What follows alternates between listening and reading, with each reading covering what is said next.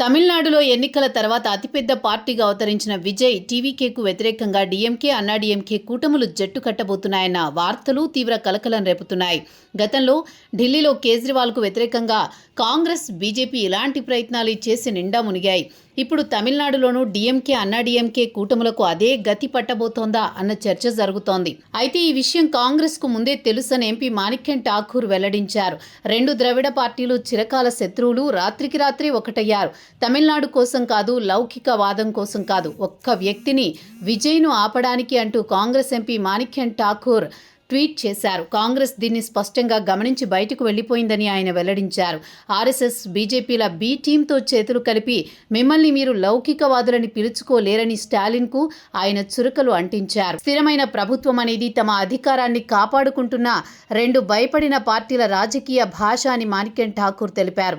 కాంగ్రెస్ సరైన పని చేసిందని డీఎంకే ఈరోజు తన ముసుగు తీస్తుందా, ఎవరు ద్రోహి అంటూ కాంగ్రెస్ ఎంపీ డీఎంకేకు చురకలంటించారు. దీంతో తమిళనాడులో రాజకీయ వాతావరణం ఊహించని దానికంటే తీవ్రంగా మారబోతోన్న సంకేతాలు కనిపిస్తున్నాయి. మరోవైపు డీఎంకే అన్నాడీఎంకే కలిసి ప్రభుత్వ ఏర్పాటుకు ప్రయత్నిస్తే తమ 107 మంది ఎమ్మెల్యేలు రాజీనామా చేస్తారని విజయ్ ఇప్పటికే సంకేతాలు ఇచ్చారు.